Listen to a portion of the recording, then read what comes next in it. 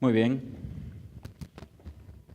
Pues una semana especial, como hemos visto todo lo que ha sucedido directamente de parte de la mano de Dios, ¿eh? Esto no es ningún accidente.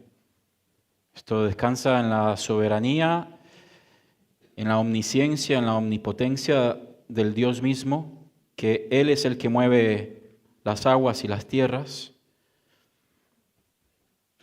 Y esto nos lleva a nosotros, como hijos de Dios, a agradecer, a conmovernos, a quebrantarnos también, a identificarnos y sobre todo a proclamar el mensaje del Evangelio. Así que, bueno, vamos a empezar. Bienvenidos un curso más, un año más, un domingo más, a lo que es el estudio bíblico para aquellos que nos visitan o si vienes por primera vez o aquellos que nos ven también después por las redes. El modelo que la Iglesia ha adoptado hace unos años es un domingo, se tiene un mensaje, una predicación de la palabra de Dios y otro domingo se continúa con una serie de estudio bíblico, ¿sí? Así que este modelo es un poco menos formal, donde tenemos preguntas, donde hay participación, ¿sí? Y donde la idea es poder comprender las verdades, los pilares fundamentales que sostienen nuestro dogma, nuestra fe. ¿Por qué creemos lo que creemos? Y por qué los demás lineamientos espirituales, desde los 4 puntos cardinales del mundo, están errados. Jesús dijo, yo soy el camino, y yo soy la vida, y yo soy la verdad, y nadie puede llegar a la presencia del Trino Dios en el tercer cielo si no es a través de mí. Así que el estudio bíblico, hermano, lo que nos hace es, nos anima, nos desafía, ¿sí? Nos planta de cara a una realidad para que tú, como creyente, tengas muchos años o tengas pocos años o días o meses en el Evangelio, estés listo para preparar defensa, para compartir el Evangelio. Así que, muy bien, vamos a empezar. Antes de empezar, vamos a orar. Muy bien. Señor, en esta hora queremos poner este tiempo en tus manos. Te rogamos que tu palabra, Señor, tu Espíritu Santo pueda iluminarnos, pueda hablar también a nuestros corazones, Señor, y como hemos dicho, podamos capacitarnos, podamos prepararnos, Señor, alistarnos con todas las herramientas que tú nos has dado, primero para fortalecer nuestra relación contigo, Señor, y segundo para compartir tu palabra de cara a un mundo que vive en tinieblas. Lo ponemos delante de ti en el nombre de Jesús. Amén. Amén. Hace un poco de eco ¿Puede ser? Muy bien. Mencionando un poco lo del estudio bíblico, vamos brevemente a repasar lo que han sido estos años, ¿sí? Ya os digo que la clase de hoy es una introducción. Hace 2 semanas, Jacob, por decirlo de alguna forma, concluyó lo que fue el ciclo del curso anterior, que por temas de calendario, de horario, quedó una clase allí colgada que tenía que ser con temas escatológicos, eventos futuros. Si os acordáis que vimos la doctrina de la eclesiología. El primer año vimos la teología propia, ¿os acordáis? Los atributos de Dios directamente ligados, muchos de ellos a sus nombres, atributos comunicables, otros incomunicables que responden al propio carácter de Dios. El segundo año vimos la persona y el ministerio de Cristo, ¿os acordáis? Vimos su divinidad y vimos su humanidad, después vimos su ministerio. Como hemos mencionado, el año anterior vimos la eclesiología, ¿sí? ¿Os acordáis? Que la iglesia es aquella asamblea donde tenemos todas las cosas en común. ¿Por qué? Porque hay uno en común que lo hace posible. Y este año, este cuarto curso 2024-2025, ¿qué veremos? Vamos a ver amarteología y soteriología. Nos vamos a focalizar la mayor parte del curso en la segunda doctrina, soteriología. ¿Alguien sabe lo que significan estas palabras? Correcto. La palabra soteriología.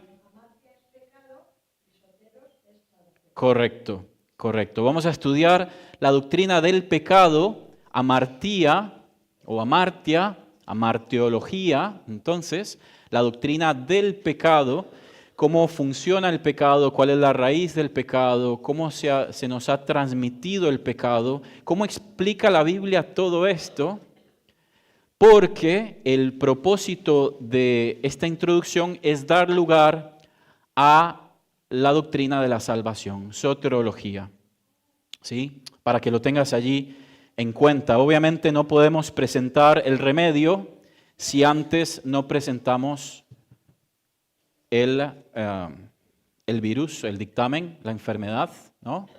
Vamos al médico, ¿por qué?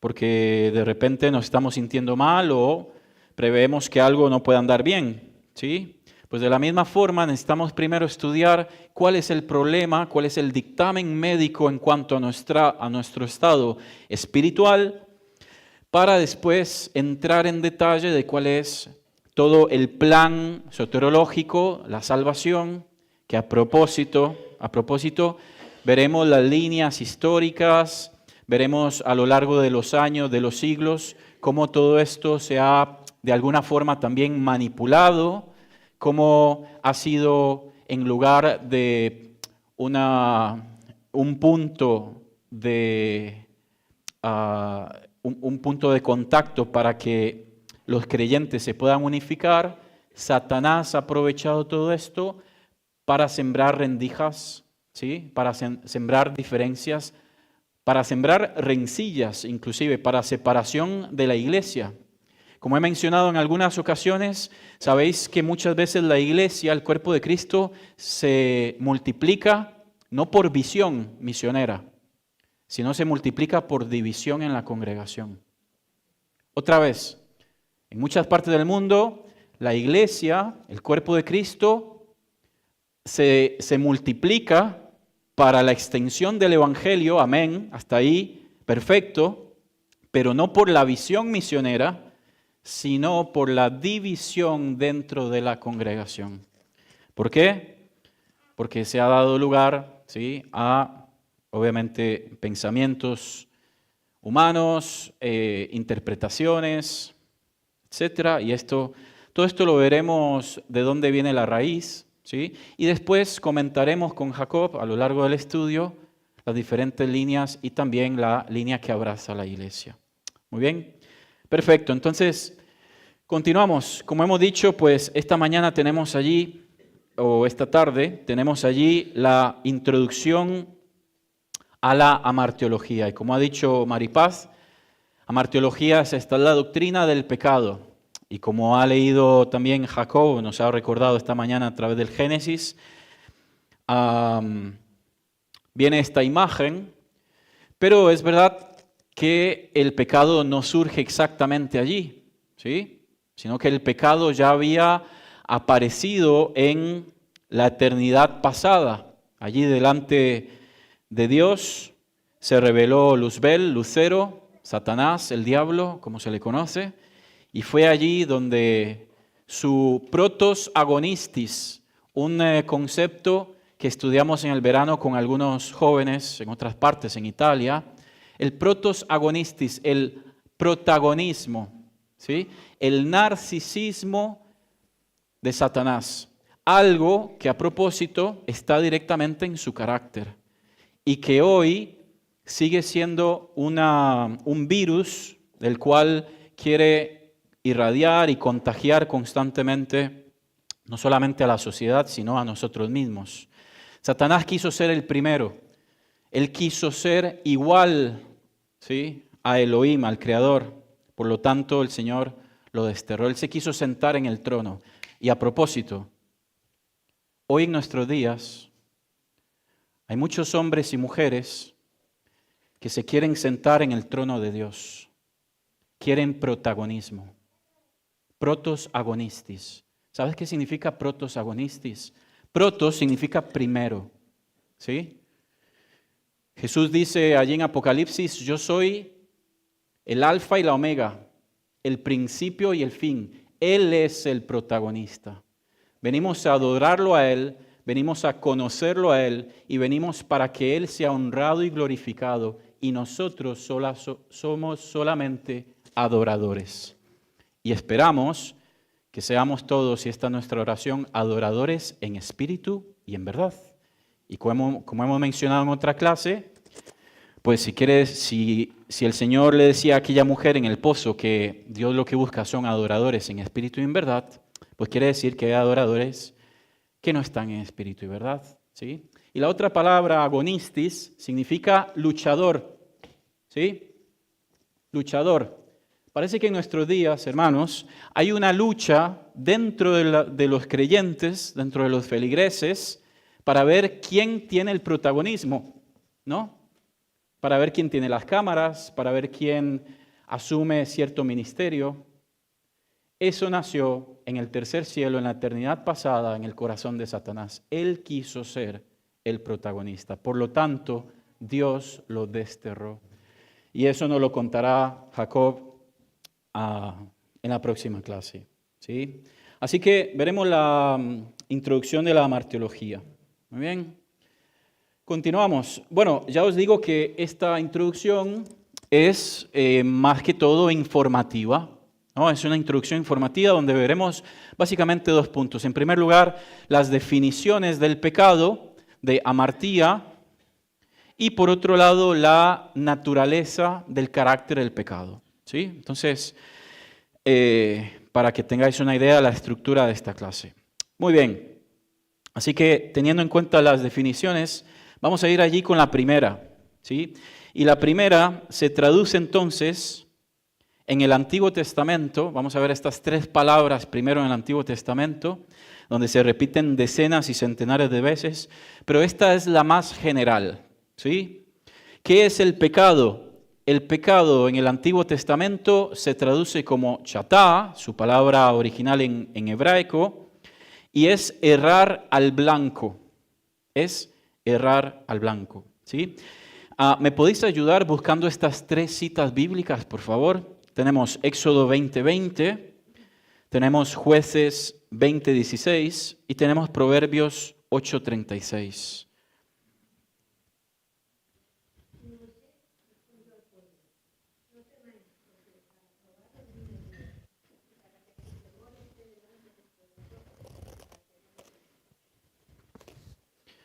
Para que no pequéis. Muy bien. Esa es la palabra allí que aparece chatá, ¿sí?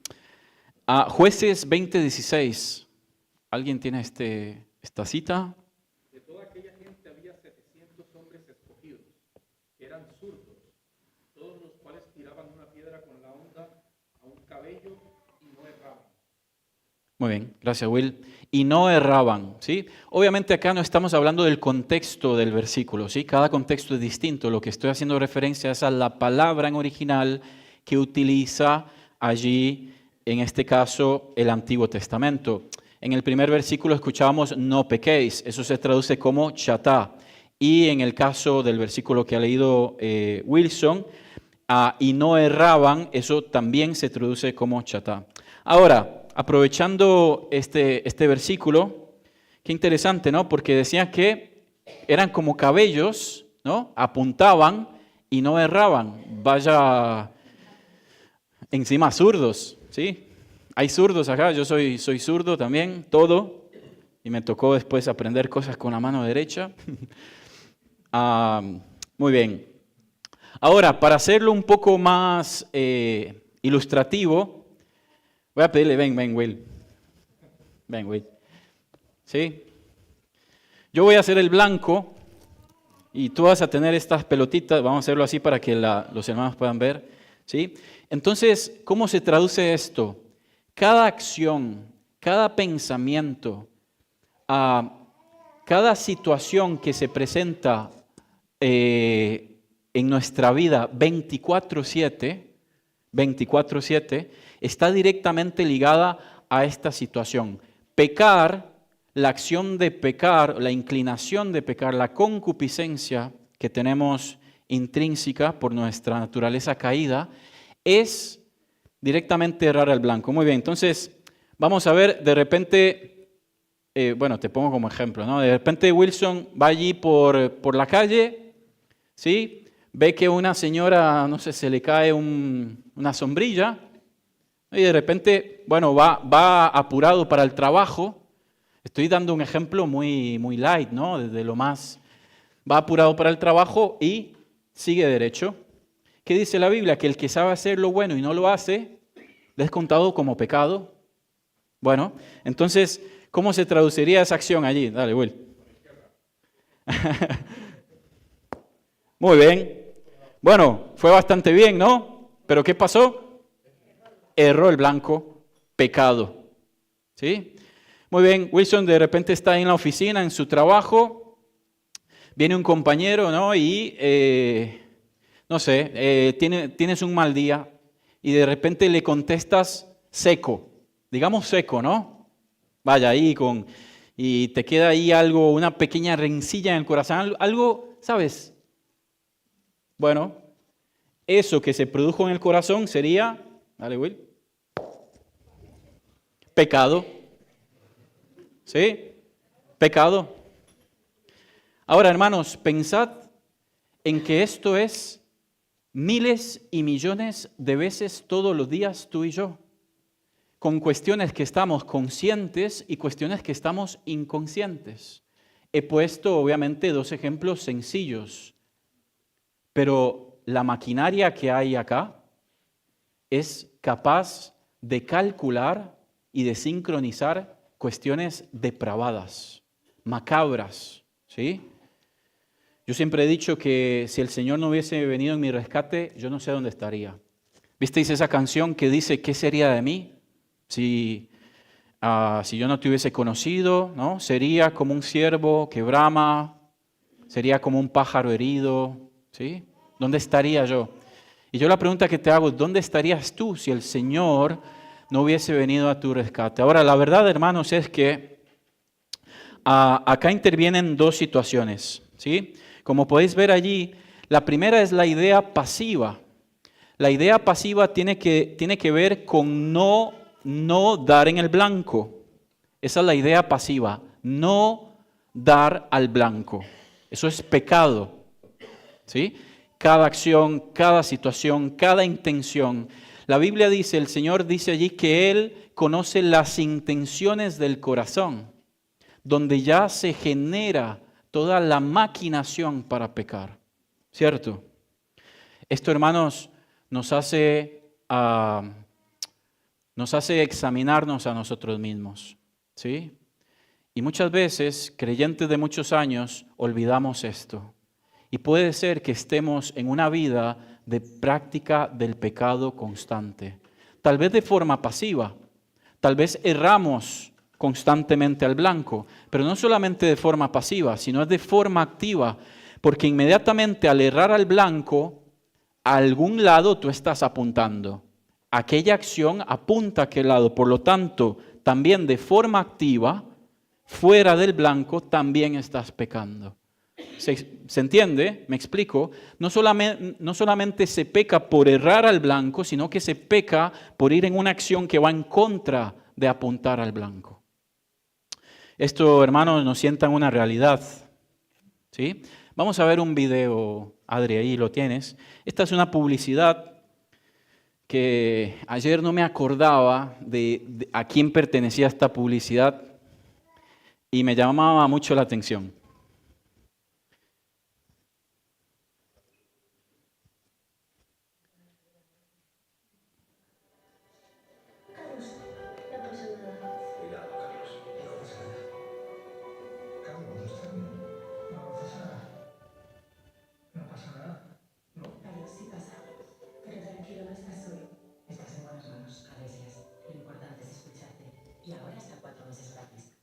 Vamos a verlo otra vez, Adri. Vamos a verlo otra vez, ¿no? Para ver mejor el contexto. Carlos, no pasa nada. Cuidado, Carlos. No pasa nada. Carlos, está bien. No pasa nada. No pasa nada. ¿No? Carlos, sí pasa. Pero tranquilo, no estás solo. Estás en buenas manos, a veces. Lo importante es escucharte. Y ahora está 4 meses. A veces decimos, hermanos, no pasa nada. No pasa nada. Yo quiero decirte esta mañana que claro que sí pasa. ¿Sí? El pecado sí tiene consecuencias. Claro que sí pasa. Es una falta, obviamente, de conocimiento, de temor a Dios. Tiene que ver con que el músculo del corazón se ha insensibilizado, se ha atrofiado la sensibilidad espiritual. Dejaste de encontrarte con el Señor cada mañana, cada tarde, cada noche, no importa el horario.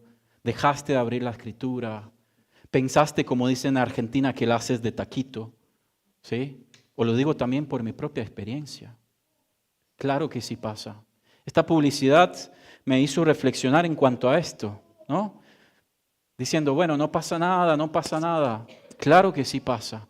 El pecado es aquella pelota de nieve, ¿sí? Como aquella mentira, seguramente ha sido tu experiencia o la mía, que debemos taparla con otra cosa y con otra cosa y con otra cosa, hasta en el momento en el que se hace imparable,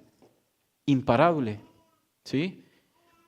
Así que, hermanos, el pecado se traduce como chatá, es errar al blanco. Y si bien es cierto, esto es una clase, no es una predicación, pero yo te quiero llevar esta mañana a reflexionar cuáles son aquellas pequeñas zorrillas, como dice la Escritura, que están echando a perder los viñados en el cultivo espiritual de tu vida. Claro que sí pasa. No solamente pasa de forma pasiva porque no apuntamos al blanco, sino pasa de forma activa porque esas acciones le están dando la espalda a Dios.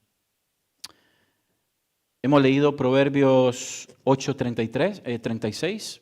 Mas el que peca contra mí defrauda su alma. Todos los que me aborrecen aman la muerte. Gracias, Jesús. Mas el que peca contra mí, dice, defrauda su alma, ¿no? Veremos una frase al final en cuanto al pecado, ¿sí? El pecado es este virus, es esta contaminación que nos va llenando por dentro. Por eso, cada vez más esta sociedad trata de buscar llenar aquel vacío, llenar aquella ansiedad. Hoy hay ansiedad por todo. Detrás de esa ansiedad lo que hay es una gran vida de pecado detrás. ¿Sí? Es constantemente querer llenar aquello porque hay un pecado. Muchas veces pensamos que el pecado tiene que ser algo grande, algo devastador, no necesariamente.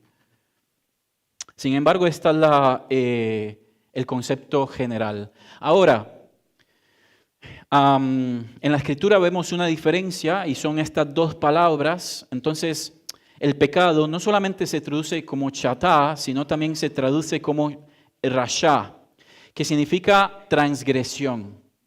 Esto es sobrepasar los límites de la ley, ¿cierto? Tiene que ver con aspectos morales.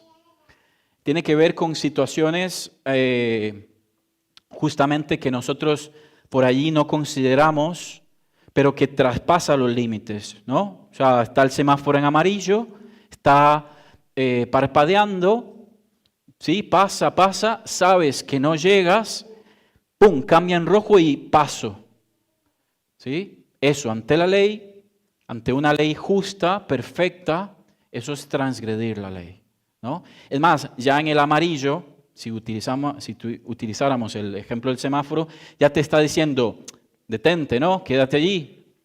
Pero, ¿cómo somos? Totalmente lo contrario, ¿no? Así que en un ejemplo como ese, vemos lo que es la transgresión, la impiedad.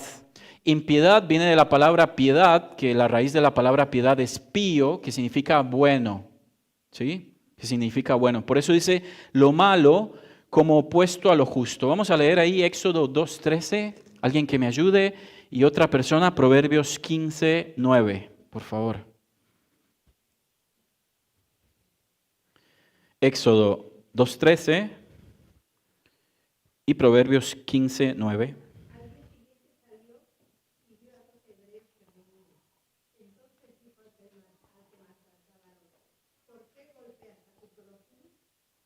Ok.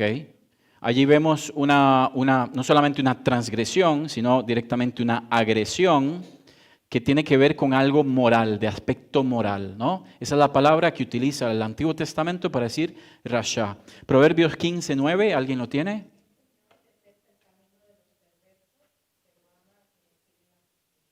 Gracias. El Señor detesta el camino de los perversos. Esa palabra entonces otra vez, rasha, de los que transgreden la ley. ¿Sí?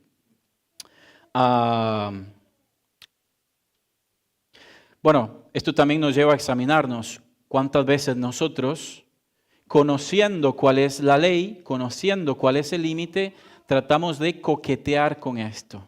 ¿Sí? Otra vez, hermanos, la publicidad, no pasa nada, no pasa nada. Sí pasa. Sí pasa.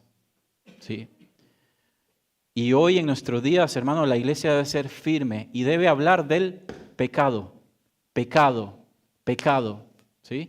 Cada vez se está hablando menos del pecado. La martirología es una de las doctrinas más relegadas, hechas a un lado.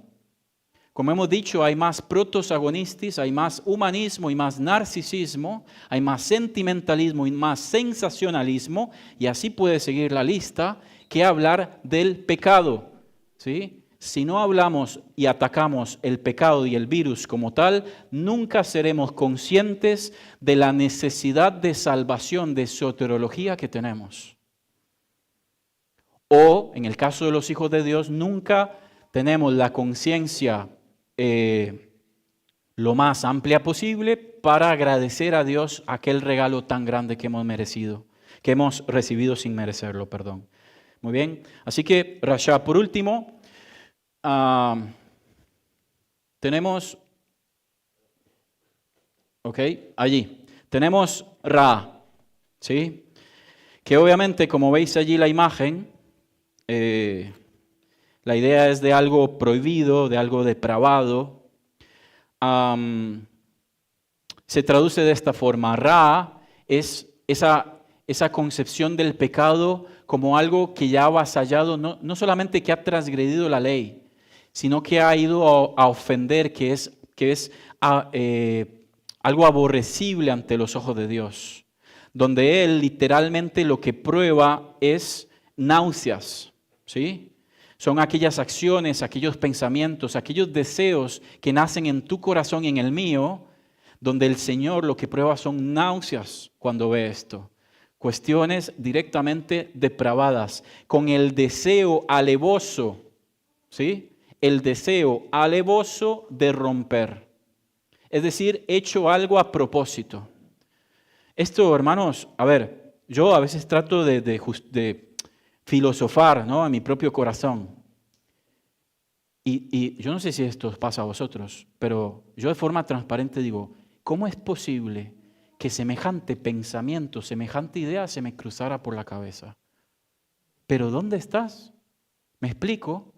Si no fuera por el Espíritu Santo que nos alarma, que es esa no solamente esa voz, sino esa fuerza, es directamente la tercera persona de Dios viviendo dentro de nosotros, que nos constriñe. ¿Sabes? Muchas veces donde se descarriaría aquel vagón, como sucedió hace unos días en Madrid, ¿no? Que se descarrió este tren. Pues es justamente esto, depravación, deseo de romper, la disposición alevosa de hacer lo malo, ¿Visteis cuando hay un juicio, no? Una cosa, por ejemplo, es una muerte por defensa personal o en un momento de ira por una provocación, ¿no? Una persona fue provocada, hubo una riña y de repente terminó un asesinato. Vale, eso en cuestiones jurídicas, legales, hay todo un estudio, hay parámetros para estudiar todo esto. Pero otra cosa es cuando una persona alevosamente maquina todo el crimen. Y lo maquina y mide todo, ¿no? Lo planea porque su mente está depravada y lo único que hay en esa cabeza son seguir todos los pasos fríamente calculados, como diría un personaje, para llevar a cabo esa depravación, ¿sí? Por lo tanto, Dios conoce esto también y no nos olvidemos que Él juzga justamente. Si el ser humano en nuestros círculos judiciales es capaz de poder analizar la intención y la culpabilidad de un sujeto, un individuo en una situación así, cuánto más Dios que ha conocido desde el principio la intención de esto. Para eso vamos a leer rápidamente Génesis 3:5 y Génesis 38:7.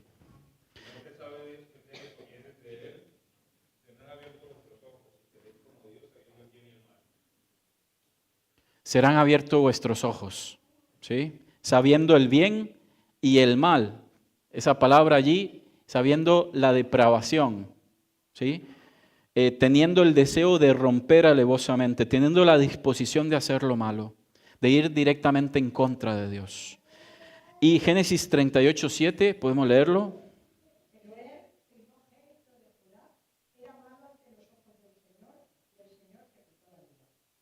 Vaya, así actúa el Señor. Y no voy a aferrarme solo al Antiguo Testamento. El Señor dispone de la vida. Él es el autor de la vida. ¿Sí? Y esto es una posición personal. No tiene que ver con algo directamente sostenido por la Escritura. Pero yo considero que el Señor muchas veces en su omnisciencia, Él sabe que aquel bebé, que aquel embrión, que aquel feto puede llegar a ser, ¿sí? Como decía allí, un hombre malo, una mujer mala, perversa, depravada, ¿sí? Entonces Dios en su omnisciencia, creo yo, que Él a algún porcentaje de estos individuos directamente ni tan siquiera los deja nacer, ¿no? ¿Sí? Así es. Eso, ¿quién más que Judas, ¿no? Que maquinó todo el plan perverso. Así que, hermanos, tenemos estas tres palabras allí, ¿no? Hemos visto de forma general shatá, errar al blanco, el concepto de pecar no solamente de forma pasiva, sino de forma activa. Tenemos rashá, transgresión de la ley, la impiedad, aquello que es opuesto a lo justo, pero vamos todavía a un escalón más alto y es ra, ¿no? La depravación, el deseo con alevosía de poder de romper las cosas. Yo recuerdo en Argentina el año pasado hubo un caso, de hecho lo compartí con los chicos alguna vez en la clase arriba. Habían unos chicos que jugaban al rugby en Argentina, eran unos adolescentes entre 15 y 18 años.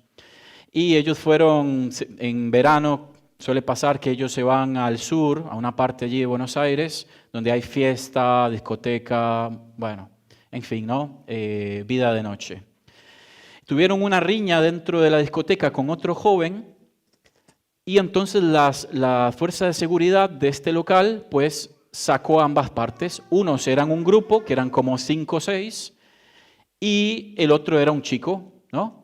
Bueno, obviamente ellos estaban allí en caliente, estaban enfadados. Bueno, el chico salió, lo sacaron del local y él se quedó allí cerca tomando un helado. Era obviamente horas de la madrugada, 2, 3 de la mañana. El otro grupo, también que los echaron, empezaron afuera a planificar todo el crimen, ¿sí? Y ha sido un caso muy seguido, el caso de los rugbyers en Argentina, sobre todo porque eran chicos jóvenes. Y resulta que ellos planificaron toda una emboscada a esas horas allí cerca de esta discoteca. Llegaron y le pegaron no una paliza, sino lo mataron, ¿sí? Lo mataron a patadas. Bueno, ¿todo esto qué quiere decir? Que obviamente en el juicio, no solamente el pueblo, sino la justicia lo que dictaminó fue cadena perpetua para jóvenes que ya en ese momento eran mayores de edad, ¿sí? Y todo esto, ¿por qué? El punto que quiero resaltar, porque ellos planificaron todo de forma alevosa. No fue un accidente, no fue ya un escato de ira, no, fue ya fuera del local, ellos se tomaron unos minutos, planificaron toda la emboscada, están las cámaras, obviamente los testimonios de los testigos. Y es muy triste, ¿no? Jóvenes que hoy tienen 19, 20 años, les esperan al menos por la ley 35, 40 años de cadena perpetua. Así que, muy bien, era solo para agregar un ejemplo. Vale, sin entrar en mucho detalle, porque es obviamente repetir el concepto, vemos en el Nuevo Testamento que estas mismas palabras aparecen pero en griego, ¿sí? Ya no en hebreo, sino en griego. Como hemos dicho, amartiología, pues la palabra es amartía, errar al blanco. Después tenemos kakos, que vendría siendo como rasha, que es el aspecto moral, ¿sí? También pecado. Cada palabra significa pecado, pero en ese concepto en particular. Después tenemos ponería, depravación. De su raíz también proviene la palabra pornea, que la conocemos como pornografía, ¿sí? Así que tenéis allí. Y el Nuevo Testamento agrega una palabra más que es adikis, que tiene que ver con la injusticia, con algo que está contrario a lo justo, ¿sí? Solo para mencionar lo del Antiguo Testamento. Muy bien, vamos a pasar al segundo punto, nos quedan unos minutos, me han pedido de terminar antes, tenemos un anuncio también importante. Tenemos allí entonces la naturaleza del pecado, ¿sí? Y a mí me llama la atención la imagen que hay detrás. Esta persona que no tiene rostro, pero en ese comportamiento físico, ¿no? En ese lenguaje físico que puede expresar, es de derrota. Una persona derrotada, una persona frustrada, una persona no solamente desanimada, una persona rota por dentro. Estas son las marcas del pecado, hermanos, ¿sí? Y el propósito de esta clase, de esta introducción, es que nosotros podamos evitar llegar a este punto. Durante este año han llegado noticias para mí, para mi esposa, de hermanos queridos, familias queridas, que por causa del pecado, Satanás hace un banquete con esto y destruye matrimonios y destruye familias, ¿sí? Esa es la consecuencia y la naturaleza del pecado. Vamos a ver dos características del pecado y terminamos. La primera característica, hermanos, el pecado es exigente. El pecado es exigente. Y dentro de la exigencia del pecado, entendemos que el pecado es poderoso. ¿Por qué es poderoso? No es todopoderoso, pero el pecado es poderoso. El pecado es poderoso porque ha sido la única fuerza en el universo, en la existencia de la eternidad, fuera del tiempo, que provocó que el trino Dios se separase, que provocó que el Hijo de Dios muriese. Decidme si no es poderoso el pecado. Entonces, ¿cómo vamos a decir que no pasa nada? El pecado es poderoso. En la exigencia del pecado, el pecado tiene poder. Ahora, la Biblia dice que es más poderoso en el que está en nosotros que el que está en el mundo, que el sistema, que el diablo, que la naturaleza que mora dentro de nosotros, por supuesto. Pero eso no quita y no relativiza la fuerza del pecado. ¿Alguien puede leer en otra versión que no es Reina Valera? ¿Alguien puede leer Romanos 6:10? Ok.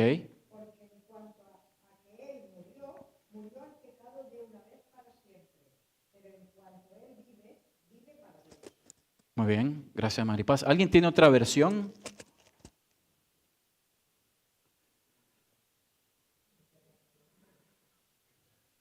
¿Puede ser?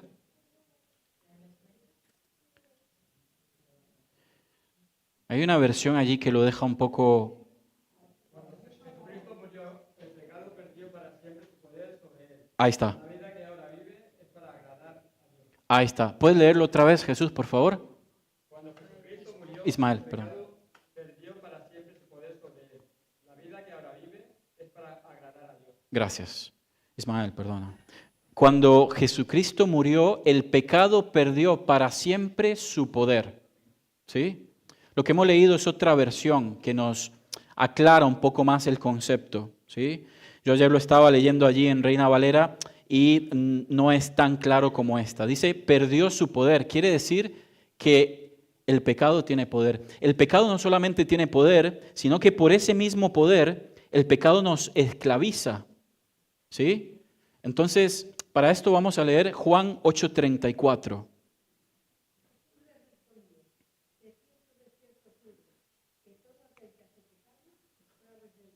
Gracias, hermana. El pecado nos esclaviza. Y son esas cadenas, como ves en la imagen de fondo, ¿no? El poder del pecado, pero el pecado nos esclaviza, nos esclaviza. Esta es una pregunta para ti y una pregunta para mí. ¿Cuáles son las cadenas de ese pecado en particular que te tienen atado? ¿Sí? El Señor nos llama a escapar. Escapa de esto, ¿sí? Necesitamos ser liberados. Hermano, hermana, amigo, no salga de este lugar si usted tiene cadenas de pecado, ¿sí? Venimos a este lugar no solamente para adorar a Dios, para reconocer el protos agonistis que le corresponde a Él, sino venimos a este lugar también para buscar auxilio, socorro en Él, en su palabra, en su Espíritu, para que podamos ser consolados, no para que haya nadie señalado, ¿sí? ¿Sabes cuál fue el juicio que se dictó una vez y para siempre? Fue la cruz. A partir de allí, nosotros necesitamos exhortarnos los unos a los otros y venir con corazones humildes. Así que seguramente si hay algo en tu vida, en tu corazón, algo que el Espíritu Santo te está marcando, dices, yo no puedo salir de estas cadenas, no puedo salir de esto. Claro que sí puedes.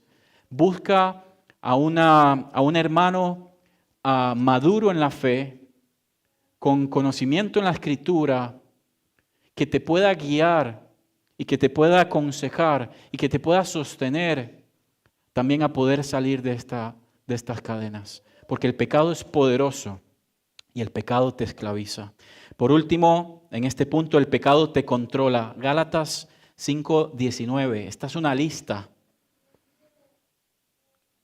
5:19 al 22.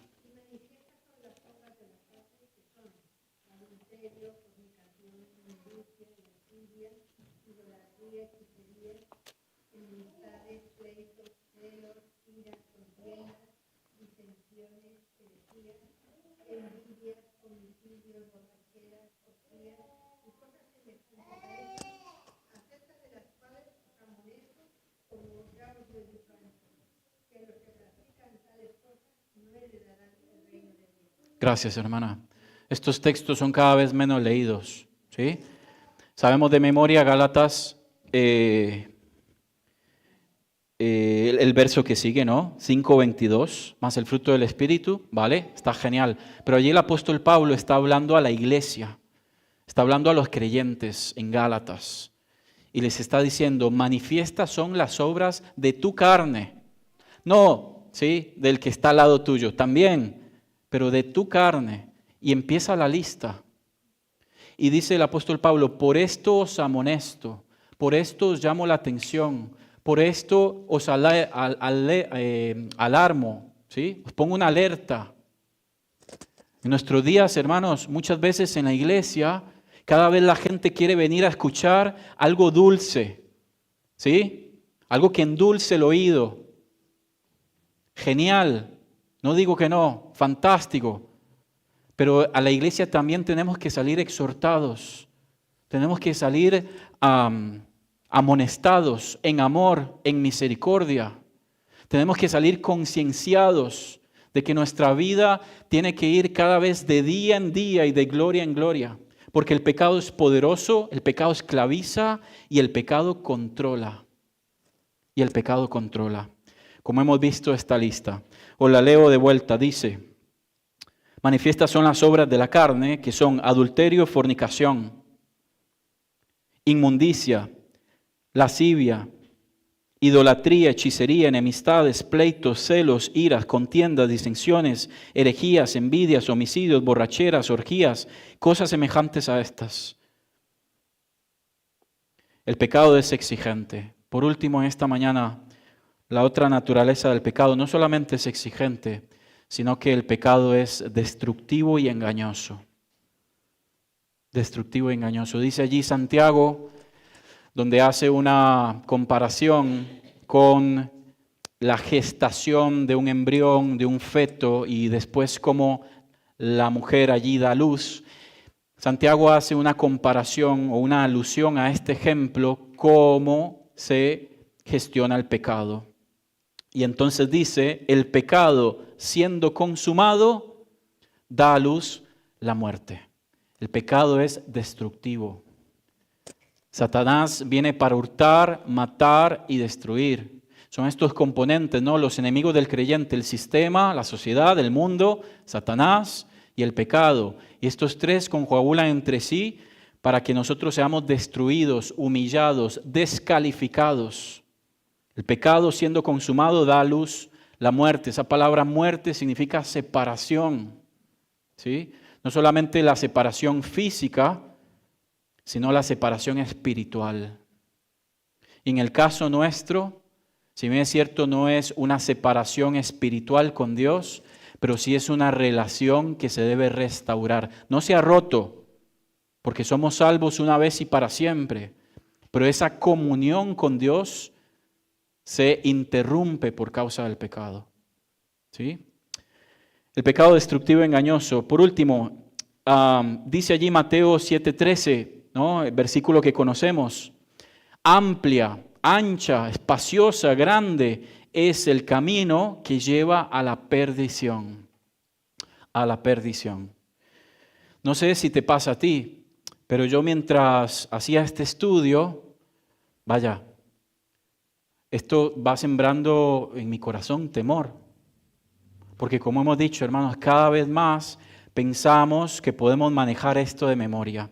Pensamos que esto es un tema de longevidad, de tantos años de tantos años en el Evangelio, de escuelita dominical, de campamentos, de ministerio, de alguna participación activa en la iglesia. No, esto no se trata de eso.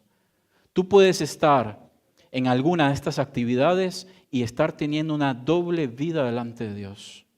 ¿Sí? ¿Y sabes qué pasa? Que Dios, como si fuera Acán en el Antiguo Testamento, Él sabe dónde está el anatema. Él sabe, ¿sí? Y Él va y escarba hasta encontrar la tienda. Esto lo hemos hablado, lo recuerdo en alguna oportunidad. ¿Para qué? Para que su pueblo pueda ser santificado. El Señor le decía a los líderes, santificaos, porque Jehová hará maravillas. Queremos ver maravillas dentro de nosotros. Y esto no es una promesa de prosperidad o mucho menos. Esto tiene que ver con el carácter de Dios. Santifiquémonos y el Señor hará maravillas. Por último, el pecado te engaña y te endurece el corazón. Jeremías 17:9 dice, engañoso y perverso es el corazón más que todas las cosas. En tiempos donde, estoy terminando ya, Ginés, en tiempos donde, no, porque me has dicho que tengo que terminar 10 minutos antes. En tiempos donde lo que se nos dice es que tenemos que seguir tu corazón. No, no sigas tu corazón. Ve a la palabra. No se te ocurra, que no se me ocurra a mí seguir mi corazón. Porque en la que sigo mi corazón, termino quién sabe dónde. No se te ocurra seguir tu corazón. Esto son ideologías, pensamientos seculares, agnósticos, ideológicos que vienen de afuera. Inclusive me ha pasado con Esther, vas a comer una hamburguesa o lo que sea, una pizza, y ves allí en la publicidad, en la bandeja, ¿no? Sigue tu corazón, tus sentimientos es lo más importante, el centro de todo eres tú. No, ve a la palabra, engañoso y perverso es el corazón más que todas las cosas. Y quiero terminar esta tarde leyendo Hebreos capítulo 3, versículo 13. Quiero que me acompañéis y terminamos con este texto. Hebreos capítulo 3, versículo 13.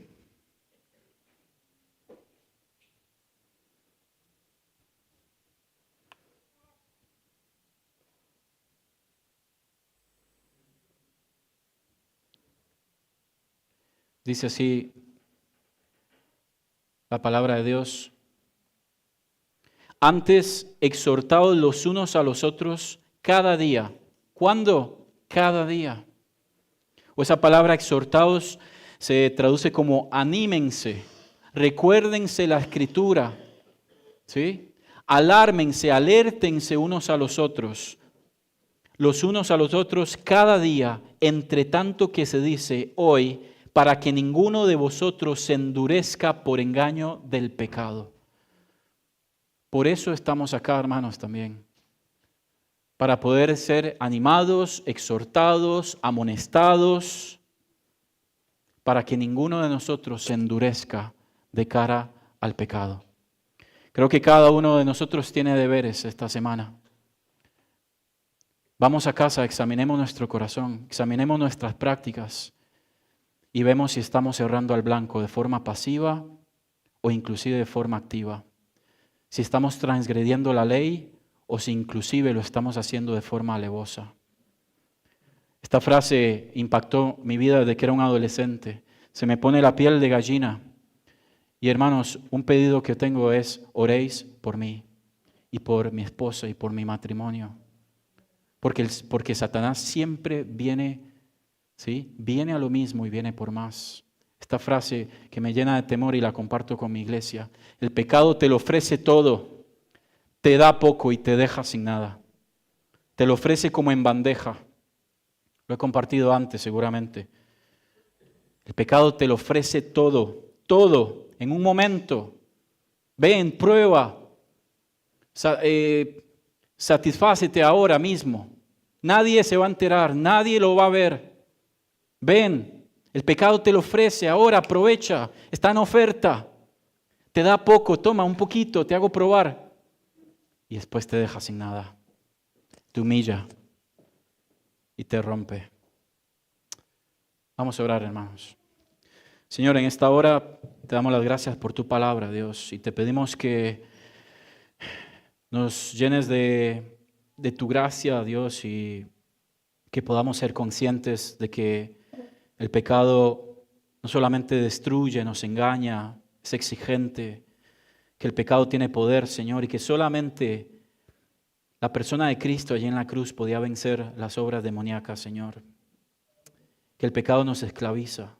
Si en esta mañana, en esta tarde, Dios, hay cadenas que nos están atando, y yo estoy queriendo maquillar y estoy queriendo minimizar, estoy queriendo ningunear inclusive aquellas cadenas, que tu Espíritu Santo, Señor, en esta hora nos permitan tener esa luz que sensibilice nuestro corazón, Señor. Si hay un corazón de piedra, que pueda ser un corazón de carne, que pueda latir con respecto a esto, Dios. Que el pecado pierda todo control sobre nosotros por la persona de Jesucristo y por su sacrificio en la cruz. Y no solamente su muerte y su sepultura, sino su resurrección, donde venció la muerte una vez y para siempre. Lo ponemos delante de ti, en el nombre de Jesús oramos.